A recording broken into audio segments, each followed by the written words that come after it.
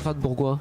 Bonjour. Vous êtes le spécialiste incontesté du serial killer, pratiquement au niveau mondial, on vous connaît à peu près partout. Avant de parler de votre dernier bouquin, je voudrais vous demander comment on devient spécialiste des serial killers. Comment vous en êtes arrivé là?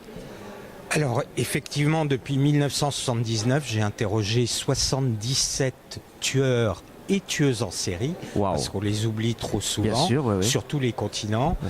Tout simplement, rien au départ ne me prédisposait à m'intéresser à ce type de sujet. Mais ma première compagne a été violée et assassinée en 1976 à Los Angeles.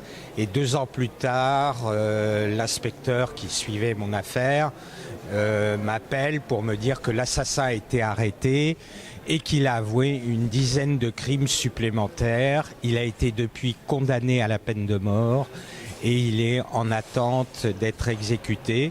Parce qu'en Californie, il y a des milliers de condamnés à mort en attente d'être exécutés qui le seront probablement jamais, non pas pour des raisons humanitaires, mais pour des raisons économiques. Parce que exécuter quelqu'un coûte à peu près 8 à 10 fois plus cher que de le garder en vie derrière les barreaux.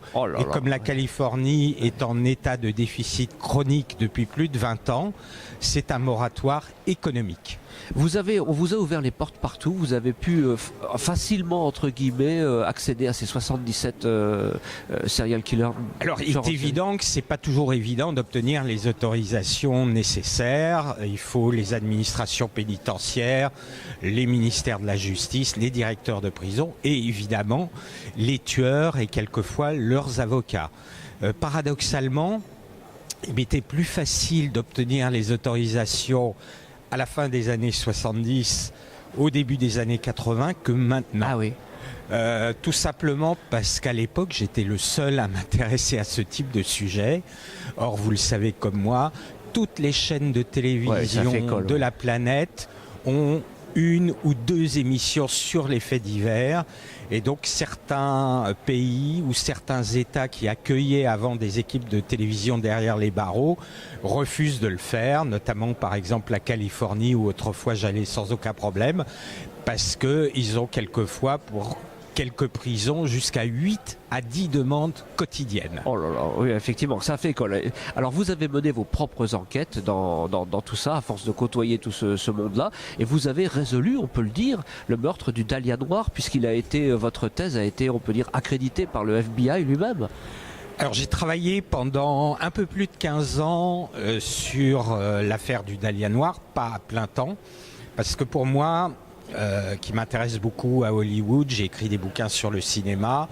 En même temps, c'est peut-être le cold case le plus célèbre de toute l'histoire judiciaire américaine. Et moi, ce qui m'avait frappé quand j'ai eu accès au véritable rapport d'autopsie, qui a toujours été gardé secret jusqu'à ce jour par la police de Los Angeles. Pourquoi? Tout simplement parce que dès le début de l'enquête, ils ont été doublés par les médias. Les journalistes ont pollué la scène de crime, ont interrogé en premier la mère de la victime, ses petits amis, ont manipulé le corps, ont piétiné la scène de crime. Et donc les policiers ont décidé de garder secret ce rapport d'autopsie. Donc j'ai eu accès à ce rapport d'autopsie et ce qui m'a frappé, c'est que c'était un crime totalement réfléchi, prémédité, sophistiqué. Donc ce n'est pas un crime qui est commis sous l'emprise de la colère.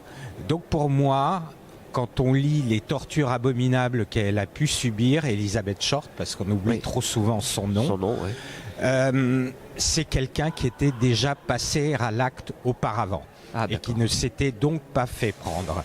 Et comme il y avait un rituel très très particulier, je ne vais pas rentrer dans les détails les plus sordides, mais il y a entre autres le fait que l'assassin a totalement drainé le sang du corps de la victime et a lavé entièrement le corps à l'eau. Donc je me suis dit que il y avait peut-être un ce rituel, il l'avait peut-être exercé à d'autres reprises.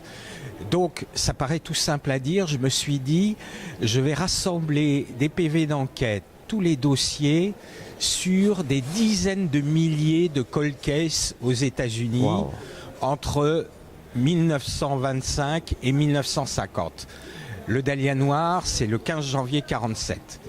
Et lorsque je soumets cette hypothèse aux profilers du FBI, ils me disent « Oui, ce n'est pas un premier crime et on va te donner une fourchette de l'âge de l'assassin. » Et à partir de là, j'ai fait rentrer à peu près, ça m'a pris plus d'une quinzaine d'années, près de 18 000 cold cases.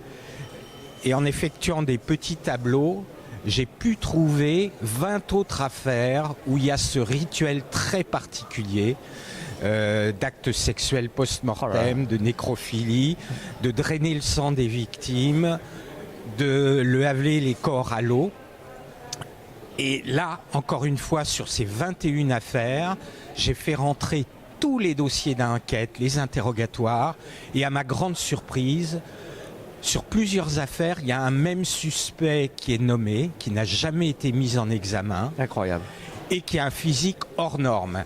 Alors à d'autres reprises, il est mentionné s'enfuyant de la scène de crime.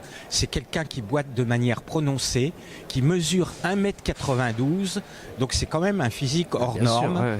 Et à partir de là, je le retrouve sur ces 21 affaires. Incroyable. Et donc on connaît le nom, on sait qui c'est, vraiment. Oui, je vous donnerai pas son nom. Bien sûr, c'est l'objet du bouquin d'ailleurs. C'est l'objet du bouquin, peu importe, il n'est pas connu. Oui. Mais en même temps, dans mes recherches, je découvre que lorsqu'il meurt dans l'incendie de sa chambre d'hôtel en 1982, il y a un rapport secret du procureur de Los Angeles qui indique que s'il n'était pas décédé de mort accidentelle, ils allaient le mettre en examen pour le meurtre du Dahlia noir 35 ans après les faits. Incroyable. Et cette hypothèse, cette théorie, elle a été validée par 3 profilers du FBI. Donc je n'aurai jamais la preuve ultime puisqu'on ne peut plus exhumer le corps, on ne peut plus faire de comparaison ADN, mais au moins ma théorie a été validée par le FBI. Bravo, quel boulot, hein. Je vais vous laisser le soin de rappeler le titre de l'ouvrage dans lequel on va trouver toute cette enquête et puis l'éditeur chez lequel il est paru. Le livre s'appelle « Qui a tué le Dahlia noir ?» avec en sous-titre « L'énigme enfin résolue », paru aux éditions Ring en fin 2014. Tout est noté, on va lire ça avec passion. Merci beaucoup Stéphane Bourgoin. Merci beaucoup, au revoir.